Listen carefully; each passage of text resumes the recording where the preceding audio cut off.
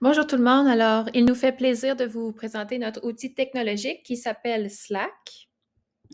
Qu'est-ce que Slack? Slack, c'est un outil de communication et de collaboration utilisé surtout pour les projets d'équipe.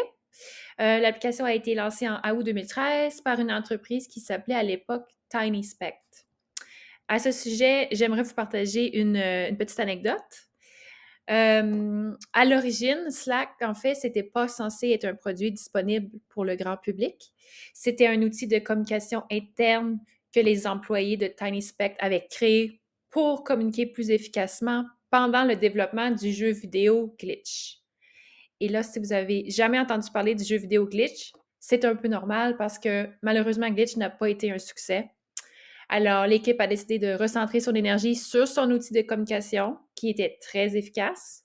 Donc, c'est comme ça que Slack est né. L'idée avec Slack, c'est de regrouper les communications en un seul endroit afin de réduire l'accumulation des courriels.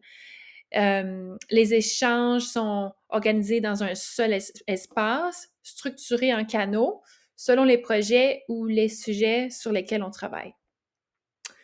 Aujourd'hui, Slack est très populaire auprès des entreprises, des équipes de projet, chez les travailleurs autonomes et ceux qui travaillent à distance. Ici, je vous présente l'interface de Slack. Donc, nous, comme équipe, on a décidé de tous s'inscrire dessus. On faisait tous partie du canal Tous U Alberta, qu'on peut voir dans l'interface à gauche.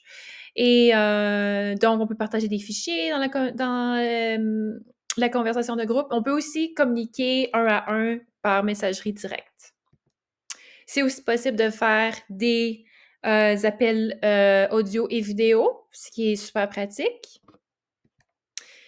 Ici, j'avais fait un test avec Google Drive. J'avais décidé d'intégrer l'application dans Slack pour voir comment ça fonctionnait. Ce qui est vraiment super avec Slack, en fait, c'est qu'on peut intégrer plus de 2600 applications. Donc, comme Google Drive, Dropbox, Zoom, Trello, Loom, il y a vraiment plein d'options là, quand ça vient à intégrer des applications. Donc, bonjour. Dans un sens plus général, Slack a nombreuses forces. En ligne avec son but de centraliser les communications, il prend l'avantage de sa capacité à diriger les membres d'une organisation vers une seule plateforme pour les communications quotidiennes. Pour les messages instantanés, il y parvient avec une rapidité et simplicité qui le distingue des autres plateformes. En outre, Slack offre la capacité de faire des appels de audio et vidéo, de partager les fichiers, d'utiliser presque n'importe quelle plateforme, quoi que ce soit sur cellulaire, l'application de bureau ou bien son version de web. Sur un plan plus économique, pour les organisations telles que les écoles, Slack offre une remise de 85% sur certains forfaits. Donc, pour les directeurs et les directrices, veuillez prendre des notes car je sais que votre budget sont un peu serrés. Donc, quelle est l'utilité pour les enseignants? Dans un contexte éducatif, Slack est très utile et très adapté pour les conseils scolaires virtuels. Autrement dit, les contextes éducatifs qui se trouvent majoritairement en ligne bénéficient de son force de communication rapide et centralisée. En parlant de mon expérience professionnelle, j'ai travaillé comme un instructeur de coding et programming pour une organisation qui était administrée au virtuel. Et chaque jour, on utilisait Slack pour communiquer avec nombreuses personnes au même temps. Même si une personne manquait une notification, une autre pouvait arriver pour me soutenir dans une cas d'urgence. Ce qui vraiment éprouvait son valeur chaque jour. Ensuite, pour les élèves dans les projets de groupe à distance, Slack offre une plateforme pour faire les rendez-vous, échanger des idées rapides et échanger et partager les documents avec fluidité. Maintenant, j'imagine aussi que cette plateforme pourrait soutenir les enseignants et les élèves dans les conseils scolaires non virtuels aussi. Hello, bonjour, moi c'est Dorothée Linda et je vais vous présenter quelques faiblesses de l'application Slack en milieu éducatif. Alors tout d'abord, il faut savoir que pour utiliser l'application Slack, il y a certaines restrictions, donc vous ne pouvez pas l'utiliser pour toutes les classes.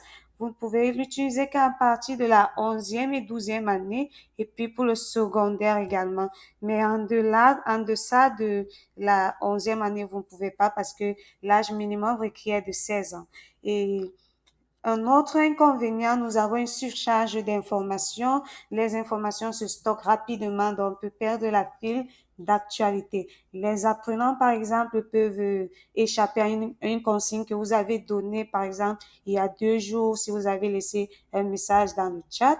Et aussi, on a un souci de confidentialité avec le Slack parce que les bases de données sont stockées dans les serveurs des États-Unis, ce qui peut enfreindre à la législation canadienne concernant la cybersécurité pour les ados et en milieu scolaire parce que nous avons eu souvent beaucoup de cyberattaques concernant les bases de données des enfants, des élèves.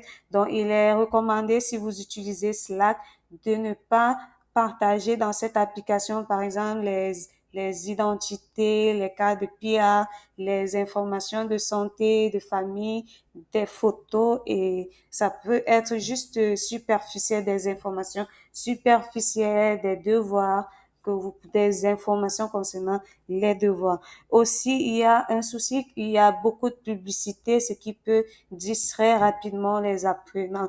Donc, vous pouvez leur demander, par exemple, de ne pas écrire aux moments, aux instants où il n'y a pas vraiment d'importance liée au devoir pour éviter trop de notifications lorsque vous êtes, par exemple, s'ils sont en classe en train de travailler sur leur ordinateur ou à la maison pour les études, parce que ça présente beaucoup de publications, beaucoup de distractions. D'accord. Donc, c'est tout ce qu'il y a pour aujourd'hui pour les inconvénients de Slack. Merci. Donc, pour conclure notre présentation, on va dire que Slack est avant tout un outil de communication très performant. Il se distingue par sa capacité à centraliser les échanges d'équipe.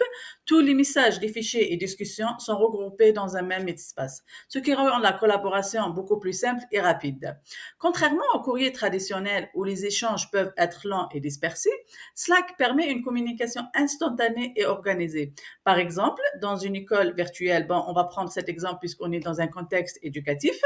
Donc, dans une école virtuelle, les enseignants, les directions et même les élèves peuvent échanger en temps réel, donc sans avoir besoin d'envoyer de multiples courriels, ce qui facilite bien sûr énormément le travail d'équipe. Donc, cependant, donc comme chaque outil, cette simplicité a aussi ses limites. Donc, Slack est parfait pour communiquer, mais pas pour tout gérer. Donc, un enseignant ne pourra pas, par exemple, centraliser tout le suivi pédagogique, donc les notes, les devoirs et les progrès des élèves.